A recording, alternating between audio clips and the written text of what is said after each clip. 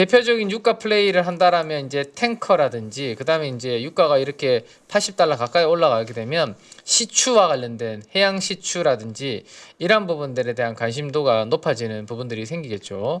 그래서 시추 쪽이 우리나라가 딱히 뭐 여기에 있는 부분보다는 우리나라는 강관 리그 수가 시추하는 그런 이제 뚫는 그런 부분들의 장비가 많이 늘어나면 늘어날수록 강관에 대한 수요가 늘어날 수 있고 이런 부분들이 앞으로 우리나라 관련주들한테는 어떻게 영향을 미치는지 트럼프 취임 이후에 또 방향성을 한번 보면 되지 않을까 싶습니다. 그래서 오늘 탱커 관련된 시추 관련된 종목들이 전반적으로 좀 강세를 좀 보인 부분이 있고 그래서 이제 여전히 미국 시장에서 이슈가 되는 부분은 여전히 뭐 산불입니다, 그죠? 산불 관련된 이슈가 되고 있고, 무섭다. 사진만 봐도.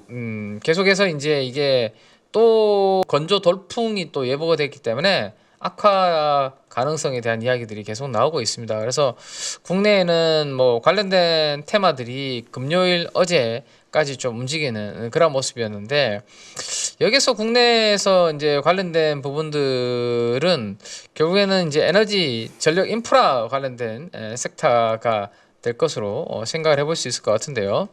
자, 대표적으로 이제 본다라면 쭉쭉쭉 내려가면 HD 현대일렉트릭이 있습니다. HD 현대일렉트릭의 오늘 내용들 요거 하나 리포트 나온 게 있는데 지금 대내외 성장이 좀 장기화된다라는 이야기가 있었고 경영진들 주관으로 신년 간담회를 개최했는데 뭐 Q&A 사업 전략에 대한 Q&A를 진행을 했고 애널리스트 코멘트는 장기화되는 호황에 선두업체의 자신감까지 붙었다. 뭐 그런 내용으로 오늘 뭐 짧게 나온 코멘트가 있으니까 그 부분 한번 체크를 해보시면 될 것 같고요. 그 다음에 이제 또 하나 좀 볼 부분 중에 하나는 최근에 이제 유가가 올라오니까 유가 플레이가 시장에서는 은연중에 지금 만들어지고 있죠. 대표적으로 우리나라에 SK 이노베이션과 S-오일이 있는데 SK 이노베이션은 사실은 그 2차 전지 관련된 부분들이 좀 많은 영향을 주고 있기 때문에 그래도 조금 퓨어한 정유주라면 S-오일에 대한 부분들이 더 강하죠. 근데 최근에 유가가 올라오는 구간에서 이렇게 보시면 바닥에서 S-오일도 주가가 꽤 이렇게 상승을 하는 그런 모습입니다. 작년도 하반기부터 해서 보면 이 120일 이동평균선을 뚫은 적이 한 번도 없습니다. 여기가 작년 4월이거든요. 그러니까 상반기네. 상반기에 121 이동평균선과 200일선을 동시에 이탈했다가 처음으로 지금 거의 8개월, 9개월 만에 돌파해서 올라오는 그러한 그림을 만들어주고 있습니다. 낙폭이 큰 상황에서 사실은 이제 에너지에 대한 수요, 그러니까 특히나 중국이 경기가 안 좋다 보니까 뭐 그런 부분들이 부각이 되면서 정유주들이 이렇게 고점에서 85,000원에서 54,000원까지 S-오일이 하락을 했는데 최근에 이렇게 올라오는 부분들은 주가의 상승을 베이스로 깔고 올라오는 부분이기 때문에 1Q도 추가적으로 증익이 예상이 되고 그리고 작년 4분기도 이익 개선 흐름이 좀 나타날 것으로 생각되면서 목표 주가 상향 조정하는 그런 내용들까지도 좀 나오고 있기 때문에 관련된 유가 관련된 종목들의 움직임들은 계속 단기적으로 좀 봐야 되지 않을까 싶고요.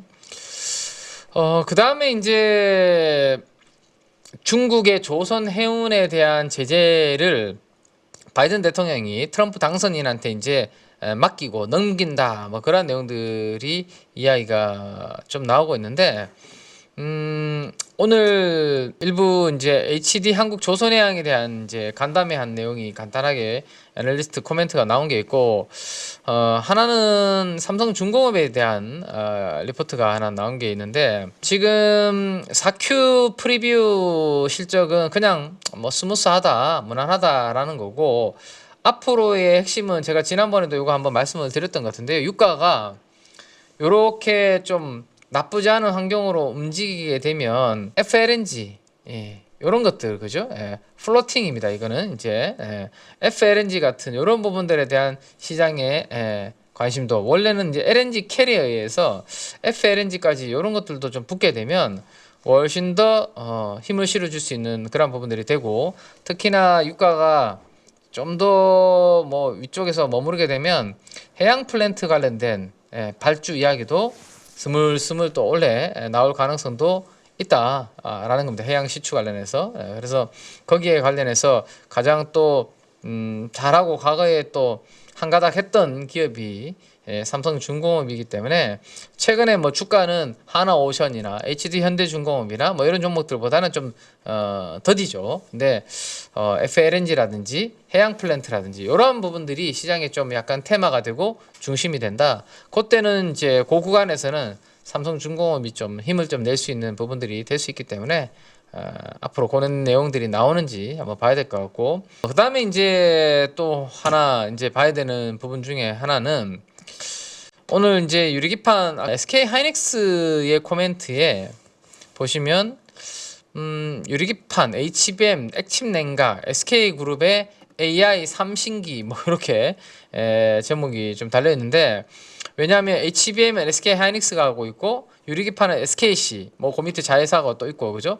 액침냉각까지 SK 이노베이션까지 하죠. 그래서 AI 데이터 센터에 필요한 뭐 그러한 밸류 체인을 SK그룹이 좀 갖추고 있기 때문에 아마 이런 제목을 좀 달지 않았나라는 생각을 해볼 수 있을 것 같습니다. 삼성전자에 대해서는 최근에 목표 주가 뭐 유지거나 아니면 일부 하향 조정 리포트가 많았는데, SK 하이닉스는 오늘도 24만 원의 목표 주가 상향 조정 리포트가 나왔습니다. 다만 지금 미국의 반도체 섹터가 금리 좀 올라가면서 약간 성장주들 주춤하면서 지금 뭐 쉬어가고 있는 그런 그림을 보여주고 있죠.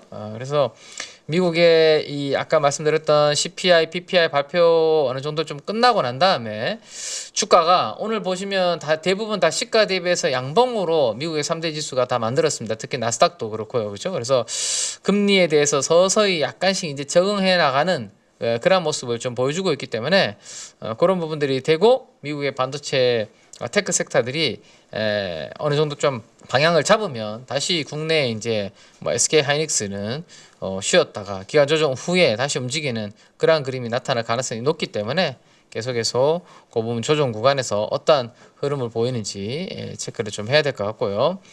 자, 그 다음에 이제 IT 쪽 이야기를 드렸으니까 거기에서 하나를 이제 더 본다면 오늘 나온 것 중에 하나는 STI입니다. STI. 요거도 HBM 관련된 부분들이 움직일 때 그래도 조금 본다라면 우리가 PSK 홀딩스 같은 종목이 가장 최우선 앞단에 있다라고 말씀드렸는데, PSK 홀딩스가 두 가지 카테고리가 있다라고 말씀을 드렸습니다. 리플로우라는 게 있고, 그 다음에 데스컴 장비 있다라고 말씀드렸죠. 근데 이 STI는 두 가지가 있는데, 하나는 CCSS 가장 기본적인 인프라 장비. 근데 이거는 설비 투자가 많이 그렇게 이루어지는 구간이 아니기 때문에 요거보다는 요 STI가 하고 있는 HBM향 리플로우 관련된 부분에 시장에 관심이 좀 있다라고 보시면 될 것 같아요. 그 내용과 함께 그 다음에 신성장 동력 쪽에 EUV 관련된 코멘트가 들어가 있는 게 있으니까 관련된 부분들 조정 구간에서 그냥 공부 좀 해두시면 될 것 같고요. 그 다음 이제 결국에는 우리가 ASIC 그죠? ASIC 관련된 이제 주문형 반도체, 커스텀 반도체 쪽이 계속해서 엔비디아의 의존도를 낮추기 위해서 빅테크들이 계속 가는 방향이고, 올해가 그 관련된 뭐 원년이 될 것 같다라는 건데, 거기에서 우리나라의 대표적인 이제 종목으로는 이 테스트 소켓 쪽에서는 ISC라는 종목입니다. 그죠? 이번에 주가 바닥에서 올라오는 종목들 중에 탄력도를 보면 가장 강한 종목 중에 하나가 바로 ISC라는 종목이었습니다. AI향의 매출 비중이 작년도 하반기부터 지금 올라오고 있고, 올해도 꾸준히 지금 증가할 것으로 생각을 하고 있고, HBM향의 테스트 소켓을 개발했다라는 뉴스가 나오면서 좀 더 임팩트 있게 움직였었고요. 그 다음에 대면적 테스트 소켓.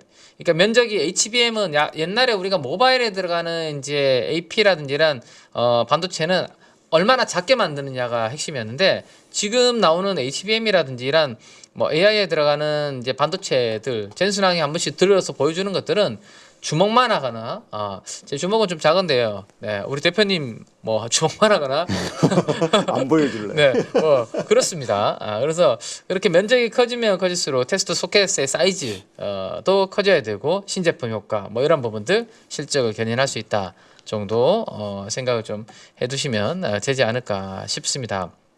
그게 하나가 있고 그 다음에 테스트 쪽에서는 TSE가 있는데 이 TSE는 제가 봤을 때는 중국이 핵심이 되지 않을까 싶습니다. 중국이 지금 뭐 CXMT를 중심으로 중국 반도체에 엄청나게 투자를 하고 있는데 이 프로브 카드가 이 TSE가 하고 있는 이 프로브 카드가 상당 비중이 중국향으로 요게 들어가는 부분이 있거든요. 그래서 중국의 반도체가 앞으로 어쨌든 뭔가 경쟁력을 가지고 계속 올라오는 그런 이야기가 나왔을 때 그나마 그러면 좀 그와 관련해서 국내의 밸류체인 중에 수혜를 찾는다라면 이 프로브 카드 관련된 부분이 될 가능성이 높고 프로브 카드 쪽에서는 TSE가 그래도 좀 어느 정도 이슈가 될 가능성이 후보군이 될 수 있다 정도로 그 부분까지 한번 체크를 좀 해두시면 될 것 같고 여러분 지금 계좌 안녕하십니까? 언제까지 물린 종목들 바라만 보실 거예요. 사실 투자라는 게 간단합니다. 올라갈 종목 잘 찾아서 매수할 자리, 매도할 자리만 여러분들이 명확하게 알고 있으면 주식 정말 쉬워집니다. 지금 보유 종목을 잘라야 할지 끌고 가야 될지 고민인 분들 많으시죠? 저도 7번 깡통을 차본 사람으로서 여러분들의 고민이 어떤 건지 다 알고 있습니다. 그래서 제가 여러 번 실패를 겪으면서 일어서게 해줬던 기법들에 대해서 명확하게 알려드리도록 하겠습니다. 2025년 양봉 나온다라고 이야기 드렸는데 분명 좋은 장이 올 거니까 이 기회를 살리시면 좋겠습니다. 딱 8주만 집중하셔가지고 평생 써먹을 수 있는 돈 버는 기법 다 배워가실 수 있도록 만들어 드리겠습니다.